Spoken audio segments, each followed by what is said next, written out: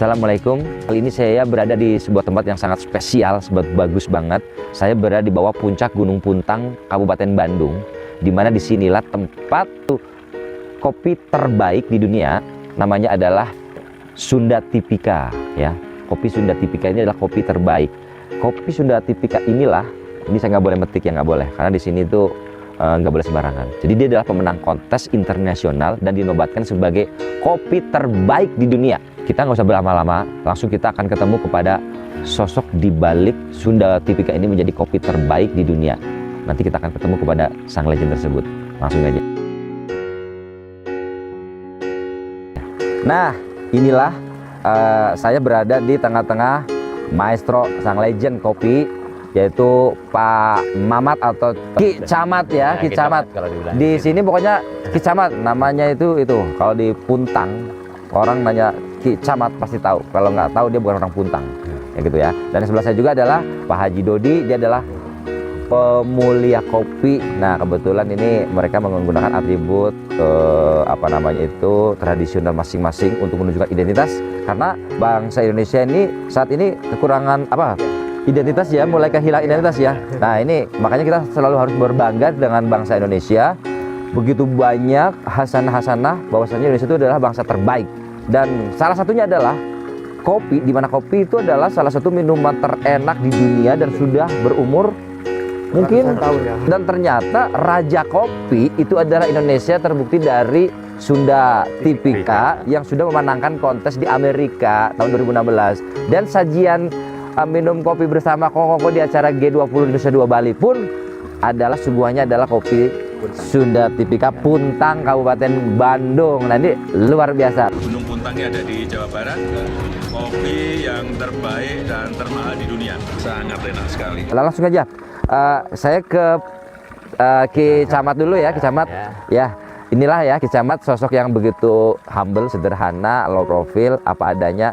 Tapi mungkin saya sebelumnya sudah ngobrol-ngobrol dengan beliau, dan satu kesan yang saya dapat adalah saya terkagum-kagum. Nah, karena begitu banyak hasanah-hasanah yang ada di tentang betapa mulianya kopi ini, maksudnya itu bukan cuma kita ngobrolin sesuatu yang sederhana, ini adalah suatu mahakarya. Maka seperti apa sih pohon kopinya? Ini dia, Pak Haji, ini kopi hutan. Kopi hutan. Ya, ngambilnya kopi dulu, diadain lagi, harus ada gitu. Oke. Jadi ini bisa dipetik ya? Ya bisa. Sudah bisa dipetik sebagian. Cara metiknya sendiri ada caranya? Ada caranya juga. Ini ada waktunya, pas juga udah terang bulan juga. Juga lebih dari seminggu atau 2 minggu nggak boleh. Jadi artinya dalam metik pun ada ritualnya. Ada ritualnya juga. Harus yang paling bagus. Paling bagus adalah waktu di udah terang bulan. Setelah terang bulan, dan kalau sudah lewat justru malah sudah ada lagi nantinya bisa dibikin kayak bukannya berencana, bukan jalai kopi. Nomor 2, ini nomor 1. Kualitas ada. Ternyata salah satu syarat untuk menjadi kopi terbaik, nanti ada ranking 1, ranking 2, ranking 250 itu, salah satu terbaik itu adalah momentum pemetikan harus di tengah terang bulan. Karena kalau enggak, yang lain akan tidak bisa dikatakan peringkat satunya. Ini lebih tinggi, kalau ini lebih manis, terus itu harusnya. Itu harusnya. Saatnya metik. Ya. Alhamdulillah, ya langsung saja deh kita praktekkan. Saya bantu. Saya nggak ikut metik, saya nggak tahu caranya. Bisa dipraktekkan caranya metiknya. Gampang ya kalau yang kayak dipuntir gitu ya. Nah, dikit tuh. Petain, jangan ke bawah ininya. Jangan ke bawah. Oh, jadi jangan ditarik. Nah, jangan ditarik, kayak gini aja. Sehingga ininya pangkalnya tuh nggak ke bawah ya. Ke bawah. Oke. Wow. Merahnya aja. Ya udah mateng lah. Ya karena kita sedang mencari kopi terbaik. Ya. Ini petiknya pun satu-satu, nggak bisa dirontokin begitu, nggak boleh. Walaupun misalnya tuh ada 4 satu dompol nih. Tapi kalau matengnya enak, tetap bisa. Kayak 2, kalau udah jadi itu enak. Jadi ini pas. cupatnya harus tertinggal tetap. Baik. Jadi gini teman-teman, ini apa? Kamera bisa deketin lagi nggak ya? Ini apa namanya ini? Itu harus tertinggal, tidak boleh ikut ke bawah. Kenapa, Pak? Nah, ini ada juga penyaringan juga lumayan. Kalau gulanya, kalau ini bisa putih. Kalau kayak ibu-ibu petik susunya itu kepotong, dia akan lama tumbuh lagi. Kalau nggak gitu keluar kayak tunas gini nih. Kalau sakit keluar banyak tunas gini. Oh gitu ya. Dan Itu itu menjadi dampak juga. mengurangi produktivitas. Ya. Tahun depannya. Ya, Tahun berikut. Kurang. Ya. Oh, Terus ada kendalanya lagi kalau ini kebuang, ini ada reaksi kalau di bawah misalnya banyak polusi, ini masuk juga. Kalau ini udah ketutup. jadi Ki, ternyata metiknya saja nggak boleh sembarangan Nggak boleh ya. sembarangan. Dari waktu, cara Ya. dan lain sebagainya itu merupakan sebuah kayak ritual kalau saya lihat Iya. untuk bisa menghasilkan kopi Ya. yang terbaik. Iya. Kok bisa seperti itu sih Ki? Kenapa sih? Ini kan ada semua, saya pernah coba, saya belajari semua. Petik di gelap bulan itu paling buat sisa. Kalau ada beda lah. Pasti Dari beda. rasa, dari ngejemurnya juga nanti ada kelebihan. Oke. Kalau pasnya itu pas. Kalau misalnya 1 bulan ngejemur natural gini, ya pas 1 bulan. Kalau petiknya kurang itu ada lebih, kadar lebih tinggi. Baik. Kalau ini pas gitu. Baik, pokoknya nggak boleh meleset. Ya nggak boleh Nggak boleh meleset. meleset. Terus petik merah gini banyak kegunaannya. Ini nanti kulit kopi ininya bisa juga dipakai teh, obat juga. Nah ngambil ke obat itu kita harus kopi yang benar-benar kopi hutan, harus kopi bersih. Kopi bersih. Ya kalau ngambil ke logika kopi yang nggak bersih, buat apa buat obat? Artinya di sini betul-betul masih bersih, masih Iya. kalau bisa dibilang mungkin ya kalaupun terjamah bukan terjamah ya, hanya terkunjungi Iya, saja ya terkunjungi saja. untuk merawat. Ya. Baik. Terus kopi itu penyerap kan, makanya saya di sini nanam kopi, orang lain 1 hektar 1.200 atau 2.000, saya paling 500 atau 300 pohon. Dibanyakinnya pohon pelindung. Walaupun sekian hektar, Hektar. tapi kita tidak mencari kuantitas atau jumlah, Nah, karena memang ini kalau saya lihat kan rimbun ya, kayak Ya. di bawah pohon-pohon besar, Hmm. itu memang semacam kayak apa ya, mungkin pelindung ya, Pelindung, plarannya ya. alami. Pelan-pelan itu penyaring juga, Dan penyaring juga. penyaring kayak pohon-pohon hutan ini gitu. Ketika diganti panet, hasilnya tidak sama. Oh nggak bisa. nggak sama. Habis, nggak bisa. Bisa sih bisa, cuman nggak kualitas seperti kopi yang aslinya kita dulu. inginkan. Nah, yang kita Oke, inginkan. baik. Teman-teman nih hasil dari petikan Ki Camat ya, tuh seperti ini tuh. Ini petikan beliau. Saya sendiri nggak berani metik karena metiknya pun ada caranya ya, Iya. dan waktunya, dan harus pas. Udah metik ada lagi, terima kasih pohon. Oh, jadi Ada setelah juga. setelah petik pun kita tidak boleh langsung Nggak cabut boleh, aja. nggak boleh. Jadi di sini betul-betul kita Ki Camat ini, kenapa saya bilang saya betul-betul terkagum-kagum, betul-betul sosok yang menyatu dengan alam. Ini habis metik pun kita menjaga komunikasi dengan pohon, dengan Iya, alam. iya. Kita mengucapkan terima kasih. Jadi kita seolah ada komunikasi ya. Iya. Wah, luar biasa. Ada kopi hutan, kopi purba. Itu maksudnya kopi hutan, kopi purba itu kopi apa sih? Karena ini aslinya kan dari hutan dulu. Betul. Ya, emang apalagi kondisi suhu-suhu dulu kan beda dengan sekarang. Oke. Jadi ini saya mengadain lagi kopi dulu jangan sampai punah. Oh, jadi ini adalah kopi purba itu karena memang ini kopi yang sudah ada dari zaman dahulu Iya, kala, jangan lalu kemudian punah. dilestarikan. Ya. Itu disebut kopi purba, Ya.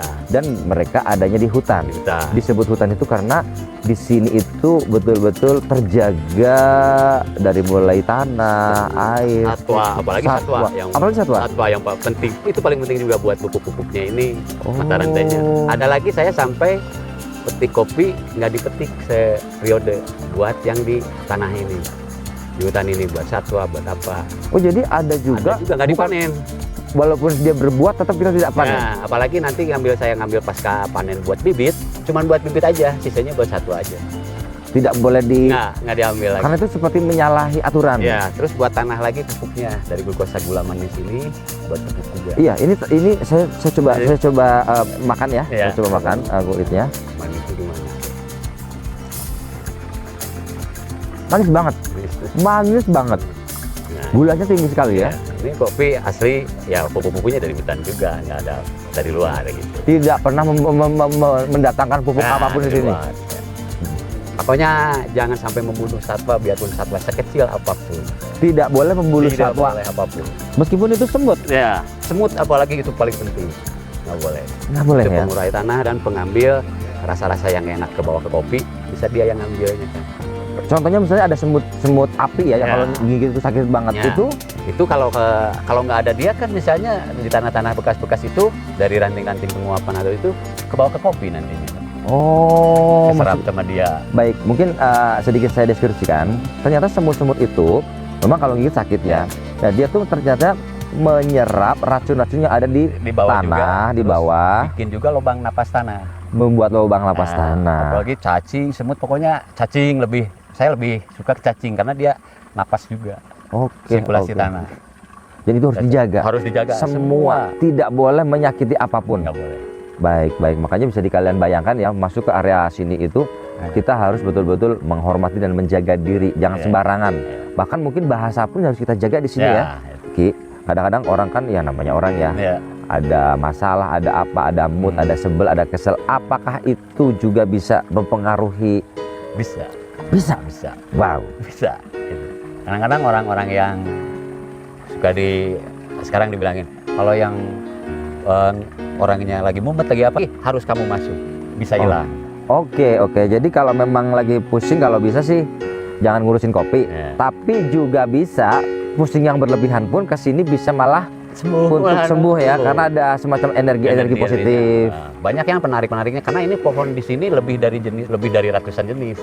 Ada khasiat-khasiatnya juga. Varietas kopi ini beda-beda. Cuman saya ngambilnya ke kopi varietas Sultan. Apakah terus kemudian ini juga termasuk yang varietas Sunda Tipika itu? Ini ya Sunda Tipika ini ya. Walaupun yang lain pun juga banyak di sini ya. Oke.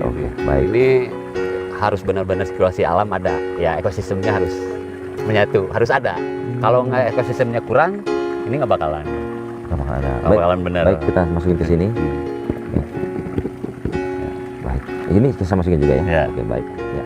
Gini Ki, tadinya saya berpikir ketika nanti saya kesini, saya sudah ketemu salah satu pohonnya, saya mau ambil, saya mau perbanyak, kemudian saya tanikan.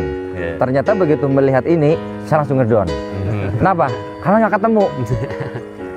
Punya kopi segini banyak, dapatnya cuma segini, ya kan? Lalu kemudian cara apa ya, ritualisasinya juga luar biasa sulitnya. Dan kalau bicara mungkin antara modal, keuntungan atau benefit atau apa dengan ini kan nggak ketemu. Sebetulnya yang kalian cari tuh ya, sahabat-sahabat di sini semuanya para pemulia kopi itu yang dicari itu apa sih? Karena ingin saya sehat, hidup saya enak ya harus gini. Keberkahan. Ya itulah yang hilang, yang dulunya ada terus hilang harus diadain lagi. Ya itulah yang namanya spiritual. Karena spiritual itu ada dua kata, spirit dan ritual. Kan yang namanya ritual itu kan kejadian berulang, perilaku yang berlangsung dan berulang-ulang. Seperti contohnya kita nafas, kita makan, kita tidur, itu kan ritual. Nah, ritual, banyak orang yang melakukan ritual dan pada umumnya makhluk hidup melakukan ritual. Tapi di sini kita tambah spirit, bahwa kita spiritnya apa? Semangat untuk berritual itu. Dengan kita melakukan ritual itu kita sehat. Apa yang kita makan kita sehat, apa yang kita hirup kita segar. Apa yang ini maslahat bagi kehidupan umat manusia. Apalagi ini tempatnya juga harusnya. Jadi di sini bukan lagi cari kaya ya. Bukan kita cari kaya atau kita alat cuma satu, masa sih mempengaruhi, ikut aja lebur jadi kopi jebret, pokoknya yang penting mah bagaimana laku dapat keuntungan. Tidak seperti itu. Bisa. Yang pasti gitu. Tujuan kita hidup spiritnya kita akan melangsungkan generasi kan ke anak-anak kita. Itulah. Kita hidup mengenakin orang lain, orang banyak, berarti kita juga mengenakin orang lain, pasti kita juga dienakin. Bahkan kalau mana, apalagi kita kerja, ini saya hidup 23 tahun di kopi, sehat, ketemu dengan orang-orang ini. Bahkan kita kesini kalau kita perhatikan semuanya tuh nyeker, kameramen nyengir, tetap dia tuh harus nyeker. Kenapa? Di sini kita harus menyatu dengan alam, membumi itu yang disebut membumi. Ini bersih kan? Bersih. Cuma daun-daun apa enggak? Dan kita selalu ingat bahwa kita berasal dari tanah. Kita tidak boleh dibatasi dengan apa yang nanti kita tuju. Iya, ada orang tidak pernah bersentuhan dengan tanah, apalagi bakteri, katanya takut cacingan. Makanya pohon-pohon sejenis penyerap racun, penyerap apa semua ada di sini. Satwa juga harus ada semua. Jadi kita aman. Jadi ternyata orang-orang yang sering membumi, langsung bersentuhan, berinteraksi dengan tanah ini ternyata lebih sehat. Maka ketika ada orang jangan kena tanah takut cacingan, itu pengelabuan para pembuat obat cacing. Jadi kita adalah meneruskan tinggalan para leluhur yang sangat luar biasa. Dan suatu saat kita jadi leluhur juga. Nanti anak cucu kita. Kalau kalian entah di tahun 1000 tahun yang akan datang, kalian dianggap sebagai leluhur. Apa yang kalian tinggalin ke anak cucu kalian? Call me out.